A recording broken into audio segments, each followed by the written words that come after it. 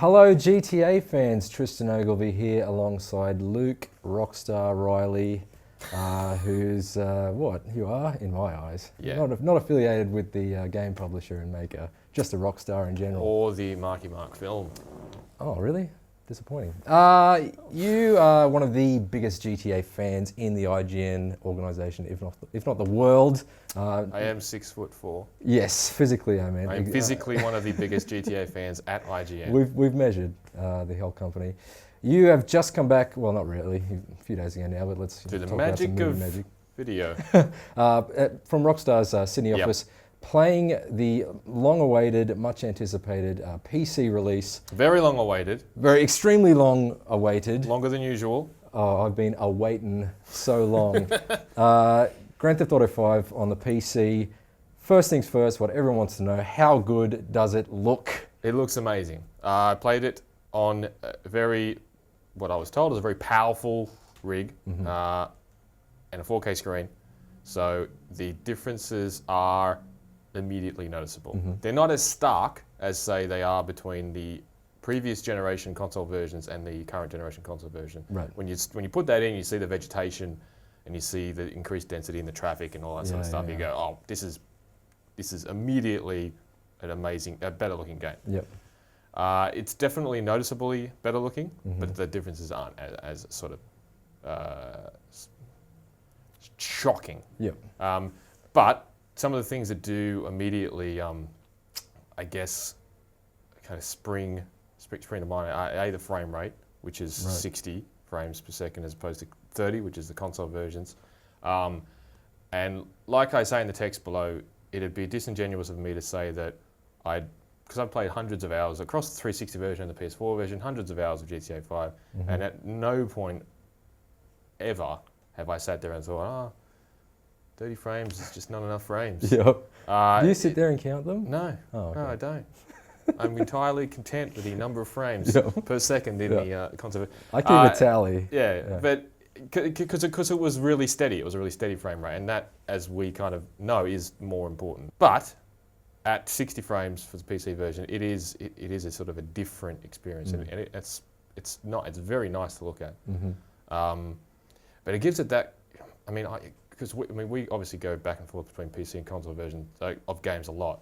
A lot of people sort of pitch their tents in one camp or the other, so they don't sort of see, the disparity. It does give it that real PC kind of feel and look and feel. You know what I mean? Like you can't, you wouldn't sit down in front of a version of GTA 5 on, say, console and the PC and not realize which one's which. Right. So yeah, there's that. The second thing, of course, is, and this is not something that everyone will be able to enjoy. Not I, for instance. I don't know. You don't have a 4K screen. I don't. But enough about my private life, Luke. But at 4K, the fidelity is pretty startling. Like there's one point where I ended up parachuting off the side of Mount Chiliad. I'm kind of over the Alamo Sea, but I'm on the Mount Chiliad side of the Alamo Sea. So I'm almost at one end of the map, really. There's a mountain and a small town, and then you've got the ocean. But at that height, you can see all the way across, the airfield and the desert and all that sort of like Blaine County, and you can see across the mountains like a Vinewood and into the city, which the draw distance for the PS4 version, the X-Bone version, doubled from the previous generation. But here it hasn't doubled. But here it's extended again.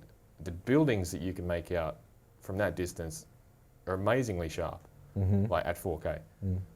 It's pretty startling how like crisp everything is at that definition, at that resolution. So, and also, when you're playing a PC game, you're playing like right in front of the screen.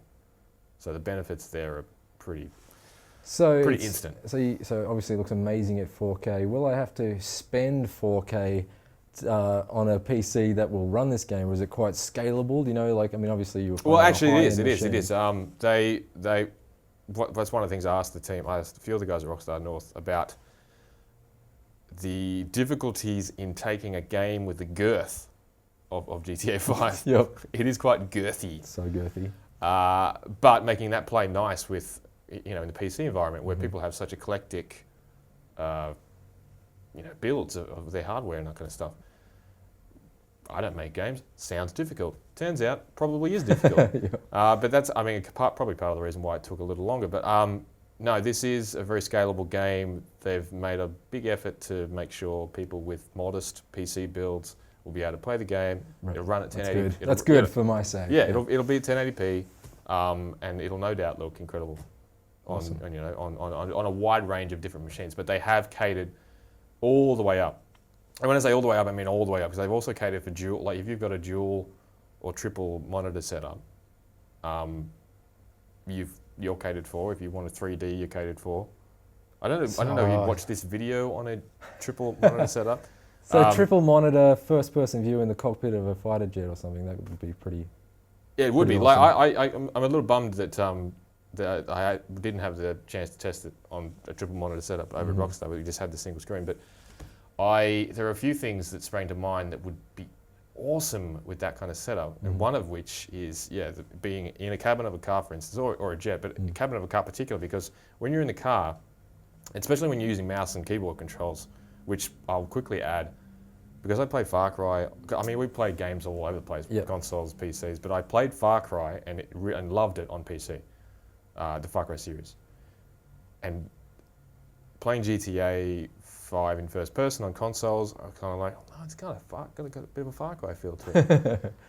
But then playing it on PC with a mouse and keyboard, that Far Cry feel like just is off the chain. It's really good. But and so is that? Are you saying that you strictly for the first person view on the PC you'd go mouse and keyboard, or would you go mouse and keyboard for the whole thing? I don't know. It'd be a bit weird. I've never played a third person game. I'm sure there are people that totally enjoy and are very accustomed to playing third person games with mouse and keyboard. And power to you guys. But I don't think I would. No.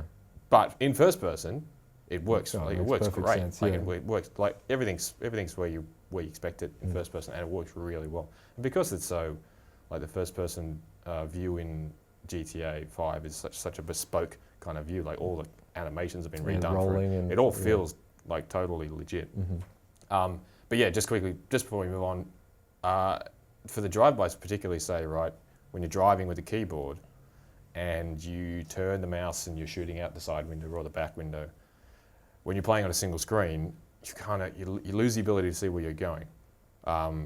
But if you had a triple screen setup, you'd always have that kind of peripheral, you'd be able to sort of maybe keep a little, keep one eye on where you're going with, in your peripheral vision, while you're shooting out the side of the car and stuff. So that would be good. I guess the other thing, it would be expensive. Yeah. But it would be good. Especially if they were 4K monitors. The other thing that is exciting about the game finally arriving on PC is, of course, the modding side of it. Yes. A lot of PC GTA players will be familiar with the Ice Enhancer mod and stuff like that. And Rockstar's always sort of supported that quite openly. So that's exciting too. That it kind of opens the door for all kinds of mods. I think a lot of people are excited about that. Particularly like looking at through the comments and all the recent PC content, GTA 5 PC content on IGN. Everyone's like, oh man, I'm so stoked about what's going to happen there. And I think probably some of that comes from the fact that it's been quite a while. It's been like it's been 19 months or so between when it first came out and now, which is well over twice as long as it ever took for GTA 3 or GTA 4 to sort of arrive on PC down the track. I think it was like 6 or 7 months from when they hit PlayStation 2 and then console versions to when they hit PC. So maybe a little bit of it is just, a lot of people may have just caved, or they may own a PC and a console and they've already played it, so they're a little less excited about playing the actual game itself, but a little more excited about what people are going to do with it. One of the things I asked the team about was modding. They weren't drawn a great deal on that, but they conceded that the people, Rockstar fans, do incredible things with their games. But what their big priority, first and foremost, will be making sure that GTA Online is working and people aren't messing around with that, because that's obviously that would ruin everybody else. So I think that's probably where the priorities lay first. Right. Yeah. But I mean, people are going to do all kinds of crazy crap with it. Well, it's such a big canvas to play with. Giraffes driving cars and playing golf and presumably. So aside from the obvious sort of graphical step up and the window opening for modding and stuff like that, is there any other major difference for the PC version? Well, I guess the only other major difference would be the game's going to be the same. All the missions are the same, and I played several of them. But the major difference will be the Rockstar, the editor, which allows people to record sections of gameplay and do all kinds of stuff. And I had a brief try of that when I was down at Rockstar, and I didn't use it in GTA 4 because I didn't really play GTA 4 on PC. Right. But it did exist there. But it's a really robust system. You can make all kinds of crazy stuff. Like just in a few minutes, I made this crazy movie about me driving through an airfield chased by cops. With it was a jumbo landing over the car, and you could place the camera all over the place. Right. It's the kind of thing where you kind of do it and you go, I wish I had a great deal of time and I could make some crazy short films, but you just have to sort of let other people with more time do it. But people are going to create incredible stuff. Like people have already created incredible stuff just using GTA Online, the console versions, you know, like just sort of making do. Yeah. But this is a fully fledged like editing suite where people can make all kinds of stuff. That's awesome. So it's gonna be cool. Nice one.